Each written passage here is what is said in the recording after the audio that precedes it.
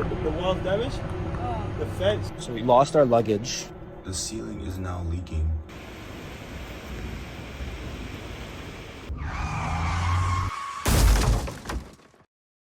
Alright, so normally on my channel, I do not do story times, but this story was one for the ages. So in this video, I'm going to talk about my crazy Jamaican story time, and it's filled with so many things you might think I'm lying, but trust me, everything in this video is 100% facts. So sit back, enjoy the story time, and let's get right into it. So imagine, after 5 years, your family decides to go on a vacation, and we decide to travel no other than beautiful Jamaica. It's quite awesome because I have family in Jamaica. I'm Jamaican myself. Shout out to all the Jamaicans. And it was going to be an exciting time, or so we thought. And the craziness of this vacation started off in the flight. I remember being up in the air on the plane, and I experienced some of the worst turbulence I've ever experienced in my life. Now, I've been on a plane many times, but this one was different. We were up in the air and the plane was shaking, and it was quite scary. But when we were landing, it got even worse. I remember looking to my left, and there was a lady like in a full out prayer, just hoping that we would arrive safely. I kid you not. However, thankfully we landed safely, everything was smooth, and we arrived in Jamaica. Now, the Jamaican airport was absolutely packed. There was a ton of people, but one thing that was quite interesting that I saw was a lot of people who were on the plane who were walking normally, all of a sudden were now in wheelchairs. And it dawned on me, the reason why they all went in a wheelchair is because if you were in a wheelchair, you got to bypass the line. This is not something I'm recommending, but this is an observation I made early on in Jamaica. Anyways, we got to that area where you essentially look for your luggage, and the first thing I came across was a group of like 5 guys in a full out blown argument. They were going at it extremely loud, just yelling, and it looked like at any moment someone was about to throw hands or pull out a weapon of some sort. But I could not be bothered about that because after a long flight, all you want to see is your own luggage. So that's what I was doing. I was looking on the conveyor belt and boom, found my luggage. Great feeling, especially after, not seeing your luggage for a long time. I saw my parents also looking for their luggage and they found it as well. But there was a problem because my younger sister couldn't find her luggage. Now you have to understand that my younger sister has this big, bright pink bag. So you can generally see her luggage from a mile away. But again, as an older brother, I'm looking for her luggage, trying to see where it is, and it's literally nowhere to be found. Up until a coworker got on the last conveyor belt and he basically told everyone, that's it, that's all the luggage on the conveyor belt. And I was quite confused. I went up to him and I'm like, are you sure? My sister can't find her luggage, it's not here. And he goes, yeah, this is all the luggage that came on the flight. So that was weird. And then I saw another lady who looked extremely distressed. She was actually a Division I track athlete. And out of curiosity, I asked her, like, what's wrong? And she basically frantically told me that she couldn't find her luggage and she has a competition the next day. So I'm trying to put 2 and 2 together, and my sister can't find her luggage. The track athlete can't find her luggage. This isn't looking too good. So my next move is I find someone who's working here, let them know that my sister can't find her luggage, what should we do? And she basically directs me in a direction over there where the Air Canada representative is supposed to be working. So I go over there trying to see if I can speak to the Air Canada representative, and slowly but surely more people are coming to this location. And then I came to the conclusion that they were also missing their luggage as well. There was around 15 people who were missing their luggage, and I even overheard a lady who had a funeral to attend the next day, and she was missing 5 bags. So this is definitely not an ideal start to a vacation. And finally, the Air Canada representative came back after a few minutes, and she came in really calm.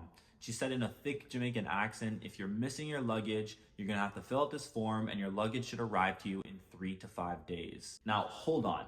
We can't wait 3 to 5 days because our vacation was only 7 days a week. And could you imagine not having your luggage for an entire vacation? Like, that is basically pointless. But again, like I mentioned before, the Air Canada employee seemed very calm. Like, this happens quite often. She gave us the form, called over my parents, and they start filling it out. And you could really feel the tension around me as people were really stressed out. I mean, imagine the first thing you do, you land on a beautiful island and you're missing your luggage. This is not an ideal start to a vacation. But I have to give a big shout out to my sister. She kept it really cool throughout this period, and she didn't really show too much emotion. So then after we filled out the form, we had to wait in this long line to then submit the form so that they could try to find an arrangement for our luggage. And then the next thing that we heard was,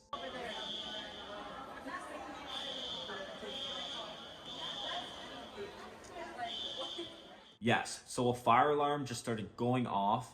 And what was odd about this one is instantly all the workers just absolutely got up and started like fleeing the airport as quickly as possible. And the staff were really panicking during this fire alarm. Actually, my dad was really close to the front of the line, and one of the ladies who was working there threw him some government papers before she tried to run out of the airport. Now, after about 3 minutes, everything was back to normal in terms of like the fire alarm. They got back to their desk. But it was a really weird experience. It felt like something out of a horror movie where the workers were extremely paranoid. We got to the point where we were in the front of the line and just trying to arrange the logistics of how we are going to get our lost luggage. And then instantly the power went off in the airport. So remember, most things on the computers were run off electronics. So this was super inconvenient as well. The backup generators quickly went on, but again, we had to resort to doing things more so on pen and paper just because the power kept flickering on and off. And I remember looking at my dad during all this, and he looked really upset, like quite annoyed about everything that was going, because we were spending around 2 hours in the airport trying to get the situation solved, and everything that can go wrong is going wrong. So we lost our luggage. Power's been going out. Fire alarm's been going out. Crazy events of the vacation. So after that whole string of events, we had to then leave the airport, and it was pouring rain pretty heavily. That's probably why the power outage kind of flickered on and off. But you have to understand at this point, my sister still does not have her luggage. So we finally meet up with a family friend who decides to drive us to our hotel. But before that, because we spent so much time in the airport, we were quite hungry. So we asked our family friend to drive us to an area where there's some food, and so he did. We got to this area, down this like alleyway, and mind you, like I'm from North America. This was quite a new experience for me. I saw a lot of like stray dogs, stray roosters, stray cats, something new for sure. When we pulled up to this restaurant, we were the only ones there, and I could not help but think that like people were just staring at us, probably because we looked like we just weren't from the place in terms of how we acted. You could almost like smell that we were like foreigners in Jamaica. But after we got food, we checked into our hotel, and that was the end of the first night. Remember, there's no luggage, and we were off to a rough start.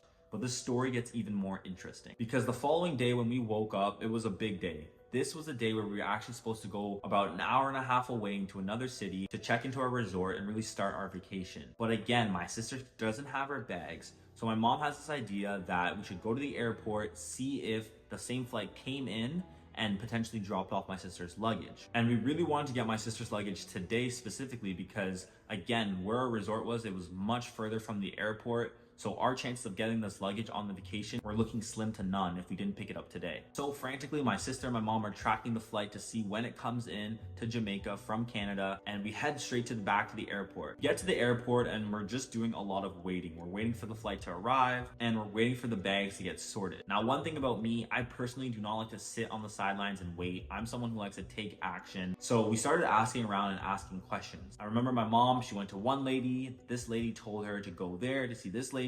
That lady told her to see another lady, who told us to see this gentleman. It was like we were getting thrown around in circles just to talk to someone about how we can get our luggage. And the problem is we couldn't spend too much time in the airport because we had to check into our resort by 3 p.m. Not to mention that the resort was completely booked, and if we didn't check in on time, our spot would be taken by another family staying there. So finally, we were in this like large room waiting patiently for luggages to get sorted out, and desperately my mom asked one of the workers if she can go in the back and check to see if my sister's luggage is there.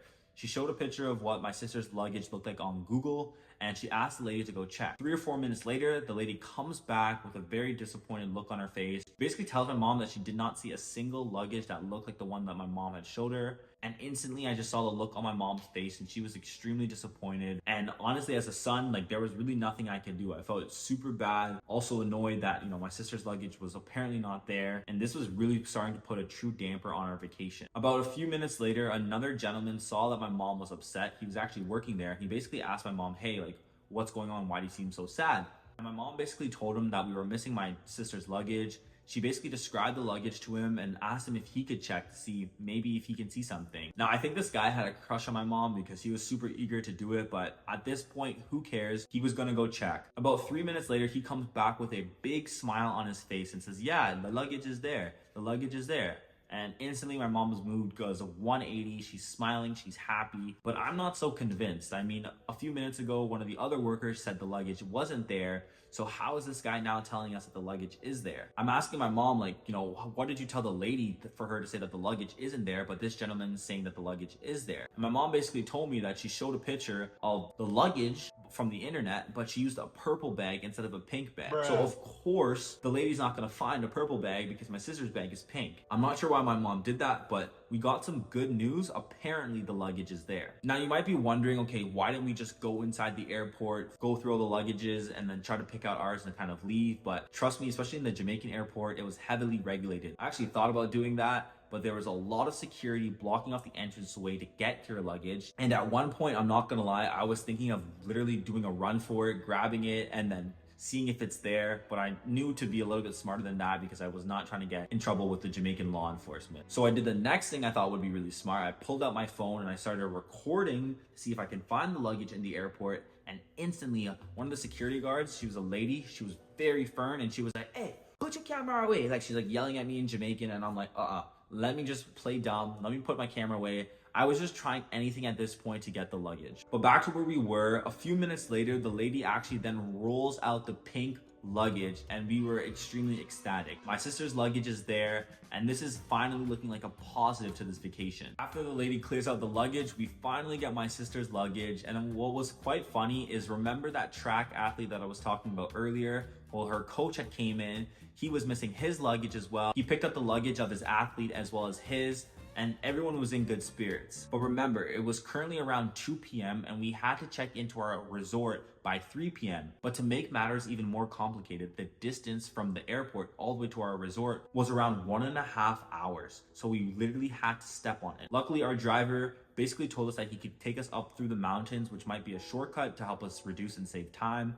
So of course we frantically agreed, go in the car, and we are on our way to the resort. Now, I wish I could say that this story got better, but it actually got a little bit worse. We started driving on the highway, and I remember as we were driving, our driver kind of just slammed on the brakes really quickly. He slammed on the brakes, pulled over to the side of the road. I look out the window, and the next thing I do is I see him peeing. Now, someone has to let me know in the comments, is this normal in Jamaica? Because he wasn't the only one I saw doing that on the side of the road. Like, as we were driving, I saw some other gentlemen just on the side of the road, peeing, letting loose, something I do not see in North America, but this was happening. Anyways, he got back in the car. We started driving up the mountains, trying to go to our resort again to make it there on time.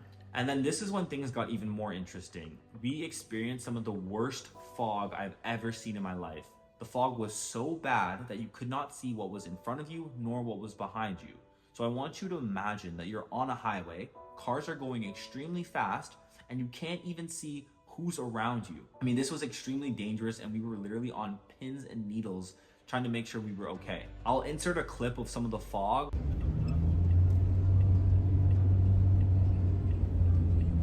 But to be honest, the video doesn't even do it justice. And I didn't feel this nervous until I was on the plane. So this was a crazy experience. And you can even feel the tension from our driver because he was even nervous as he was driving. After about 5 minutes, the fog cleared up. But what was even more interesting is that the car that we were driving with was starting to give out a little bit of problems. It was making weird sounds on the road and we were still around half an hour out to our destination. At this point, like, the last thing that we needed was a car to break down, but it pushed its way through, and finally, I kid you not, at around 2:55 p.m. we arrived to our resort. Honestly, at this point, this felt like something that was scripted out of a movie. The fact that we made it there on time, the fact that the car was able to reach there because it looked like it was on its last leg, and the fact that we were able to survive through that crazy fog. But at this point, my family and I, we were extremely happy because we get to finally check into the resort and officially start our vacation. I mean, at this point, what can go wrong? We have our luggage, we checked into the resort, everything is gonna go perfect, right? Wrong. Now, my experience at the resort was actually incredible. During my time at the resort, I was honestly living like a rock star.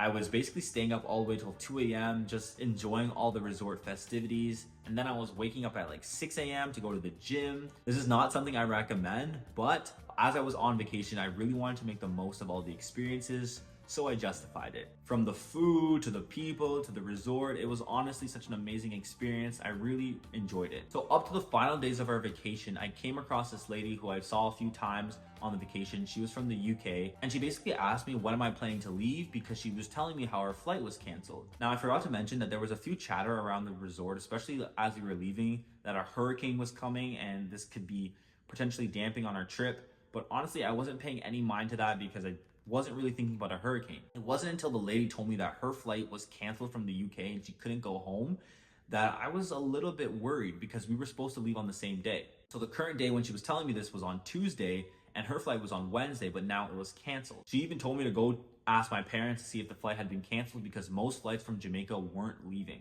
So about 20 minutes later, I catch up with my parents, and my mom has this like worried look on her face, and she basically tells me that her flight is delayed and we don't know when we're going back home. Now I know what you're thinking. You're probably like, oh, boo-hoo.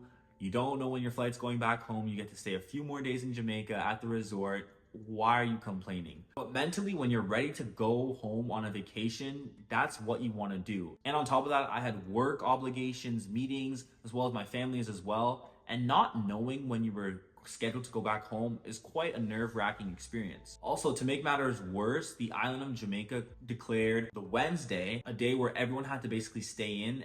The whole entire island was on curfew in preparation for the hurricane. And at this point, things were looking quite serious. The hotel had sent out a mass message to everyone saying that tomorrow, Wednesday, the entire resort will be shut down. Everyone will have to remain in their rooms from the moment of 11 a.m. all the way until the hurricane is finished. This hurricane was named Hurricane Beryl, and at the time it was ranked a 5-star hurricane, which is one of the worst rankings a hurricane can get. It dropped down to 4 stars, but we'll get more into that later on. And at this point, things were looking quite scary. All right, so today marks the day of the hurricane. It started off with our family waking up pretty early, going to breakfast, and you could generally feel the anticipation in the air. Everyone felt a little bit weary. People were grabbing breakfast. What the resort actually did, what was quite interesting, is they gave us all these goodie bags with like apples. It had like a sandwich, cookies, just so we can have it in our rooms, because we were not allowed to leave our room from 11 a.m. to onwards. So after 11 had hit, my family was back in our room and they decided to just take a nap. So I was on watch duty just to make sure, just to see how bad this hurricane was gonna get. And if the hurricane got really bad, I was told to wake up my family and we were supposed to arrange something to just obviously be safe. And it was crazy because after around 11:30, the rain kicked in almost instantly. It was gradually getting heavier and heavier. I will insert some clips of like some of the video footage I was able to gather.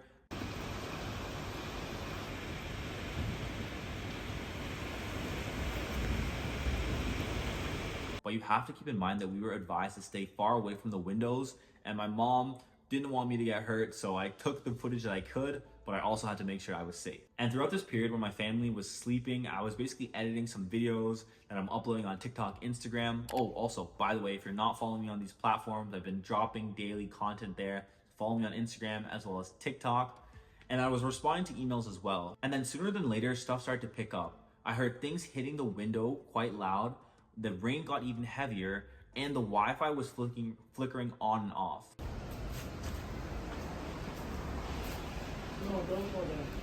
At this point, my parents started to get up. We were a little bit more aware of the situation, and we were basically hanging tight. Now, I was extremely hungry, and so was my other family members, because the last time we ate was around breakfast time.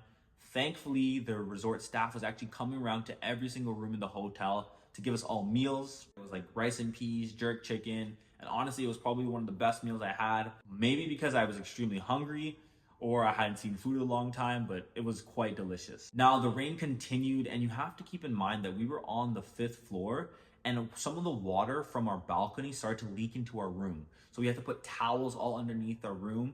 And then what was also crazy was the water was leaking in from our doorway. So we had to also ensure that there was towels there as well. After around 30 minutes, I was walking near a bathroom and I saw water dripping from the ceiling. The ceiling is now leaking. Oh my goodness. So that means upstairs, the room, I don't know if it was flooded as well with water, but things weren't looking too good. And then about 10 minutes later, the power goes off. So we just lost power. and the light is currently off. Thankfully, the resort had some backup generators on, but this was a crazy experience and things were escalating very, very quickly. The power was flickering from on to off, but eventually the power came back on. And my mom had this idea where she wanted to just check on what was going on the Jamaican news. There's new destruction and uncertainty tonight in the tropics, where Hurricane Beryl is lashing Jamaica right now as a powerful Category 4 storm. It's now on track to pass over or near the Cayman Islands. Up to a foot of rain is expected in Jamaica, which could bring life-threatening flash flooding and mudslides. And we now know 7 people have died since Beryl began ripping through the Caribbean this week. And in the news in Jamaica, they were just reporting everything from this hurricane, and things were looking quite bad. Families' homes were being destroyed, roofs were coming off homes, billboards were falling down. Like, this was not looking too good. At this point, I was extremely tired and my family was all up, so I decided, you know what, I'm gonna take a nap and wake me up when hopefully this is all over. I slept for around 2 hours and I woke up and my family had a few buckets around, and they basically told me that water had seeped in so much that they had to collect it in buckets. So like I said, this hurricane was absolutely no joke and we were basically all hands on deck. Now it was getting quite late and I was literally locked in the room from like almost 12 hours. So at this point I honestly just wanted to leave the room. My mom said that was cool, she was fine with it. I grabbed some of the garbage, had to go downstairs to foot out, and to my surprise, it was quite a shocking experience. All right, guys, so look at the area of the hotel lobby. Literally nobody here besides me. What am I doing out here, guys?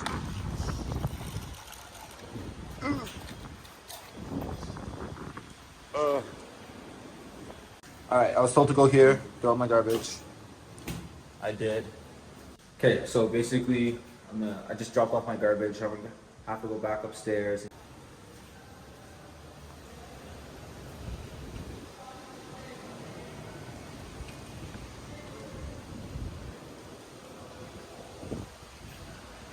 On the ground of the resort, like the water was everywhere. You saw branches and trees coming in. It was almost like a ghost town completely. I mean, I recorded some footage, but it was a very eerie environment. So I didn't want to stay outside of my room for too long. I wanted to go back in my room, call it a night, and just hope and pray that this hurricane was over by the following day. So the next day kicked off and it was also a crazy experience. I remember going downstairs and then instantly you saw tree branches everywhere. The beach looked a little bit chaotic. You could just tell that a hurricane had hit, and the resort was slowly trying to recover, trying to make everything look nice because, again, we were all on vacation and that's the last thing you want to see when you're on a vacation. So because there was a lot of damage at the resort, my family was curious to know how did the island respond to it. So we decided to just take a little walk outside the resort, and what we saw was horrific. The wall's damaged? The fence, but still, damn. There's some deep roots too. Look at that tree. Absolutely destroyed.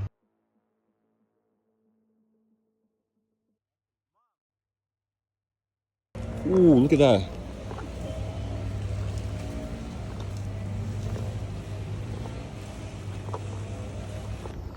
think they put them down.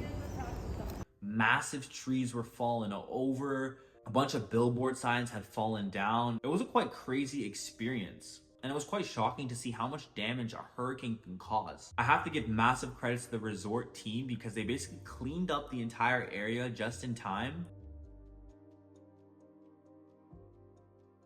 And everything almost looked like it was back to normal.